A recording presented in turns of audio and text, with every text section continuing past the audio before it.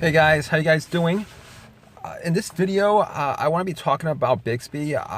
Since Samsung rolled out Bixby a couple days ago, it's been pretty disappointing. If you guys saw the presentation, they did roll out the S8 phone and they did go over a couple of things with their new AI assistant. So Bixby is going to come installed on the new Galaxy S8 and S8 Plus.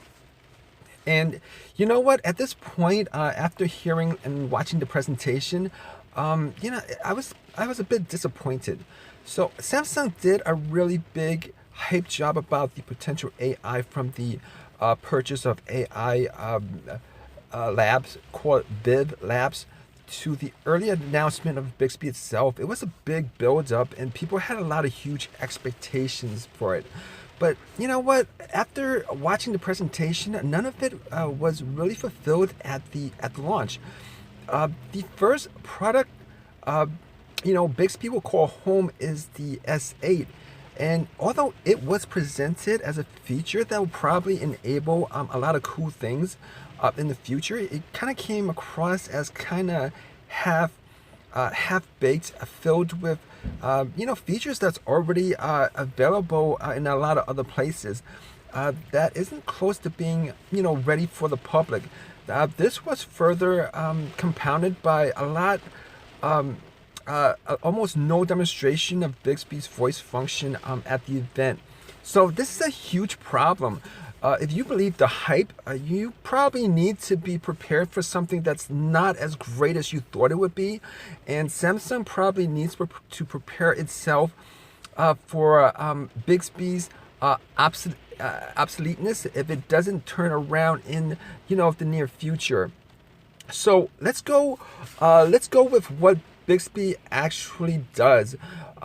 Bixby at this point pretty much integrates with 10 Samsung apps on the Galaxy S8, and seeing that the list includes Samsung's themes apps, we've never wanted voicemail there, but we're going to call it 9 instead of 10. That means no support for apps you probably use most often, like third-party.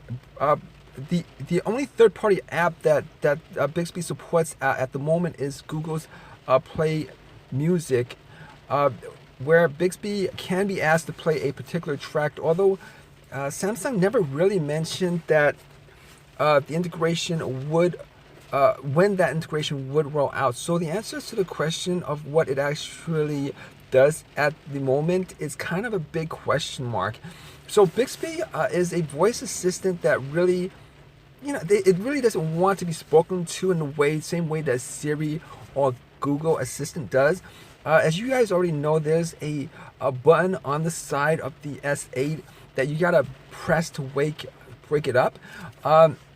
However, in an interesting twist, Bixby does want to talk only to you rather than the world around you, and it's designed to chat away through the phone's earpiece when it's held up to your ear. So it's a bonus for privacy and the embarrassment factor of virtual assistants, but it's pretty much a fail for ergonomics.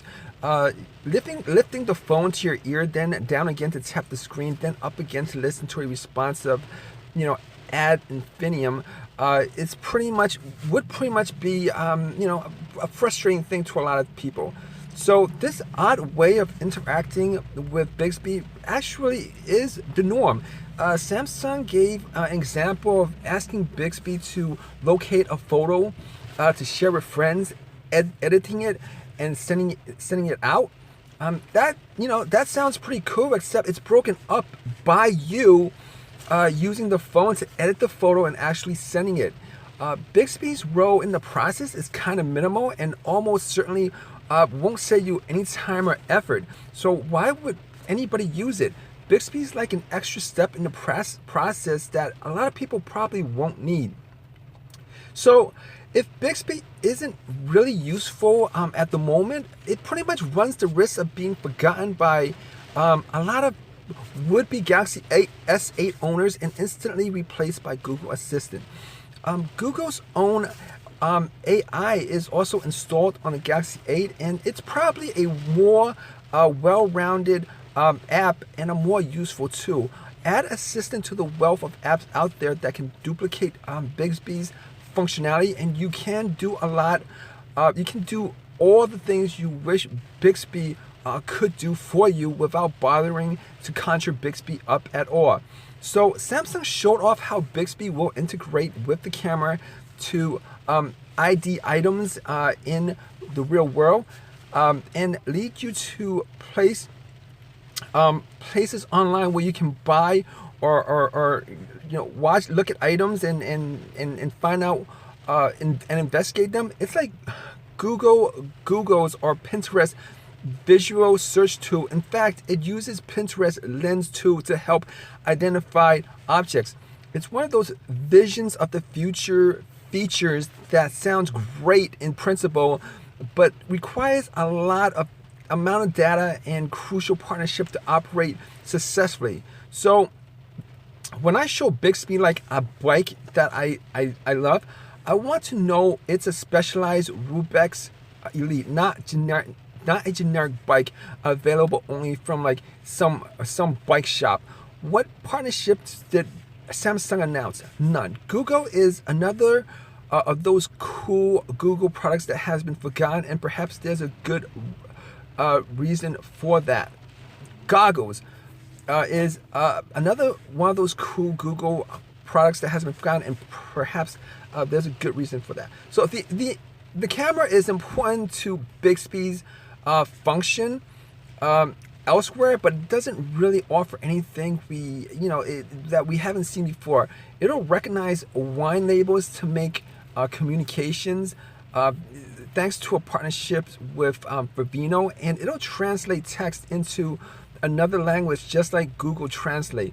It'll remind you of your schedule and provide alerts just like Google Now and Google Assistant. There's really no real feature to make you want to use Google as of yet, but there is a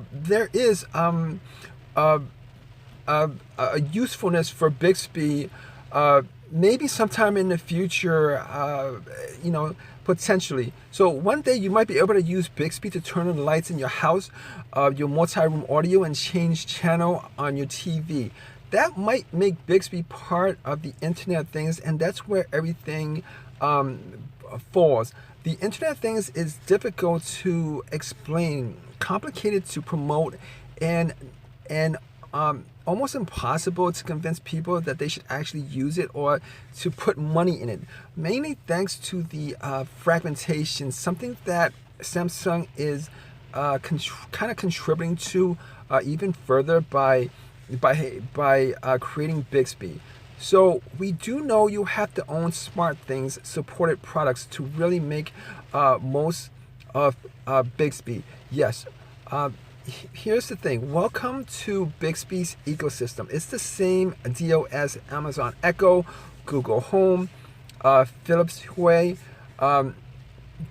Samsung's own SmartThings, and the hundreds of other confusing systems promising to revolutionize your home. So why bother? Okay, so Bixby at the launch really needed to impress, because at this point it's up against some really well established products with a lot more wider appeal that don't actually depend on you always owning a Samsung phone or buying Samsung products. Google Assistant works with Google Home and many Android phones, your Android Wear Watch and your Android TV. It's more useful right now, let alone in the near future. Samsung hasn't even released a software developer kit for Bixby yet, so third-party app support is just really a long way off in the future. It's clear at the moment that Bixby, as we see it here, it's only the beginning, and before the year is out, it may have transformed into something more useful and a more productive feature. It will, however, inevitably be included on more Samsung phones and in other Samsung products. But Samsung's track record with going off on its own isn't really that good. Just look at Tizen or its Milk Music app as proof. Big ambitions, but little actual impact. But for now, Bixby is most definitely not a reason to buy the Galaxy S8.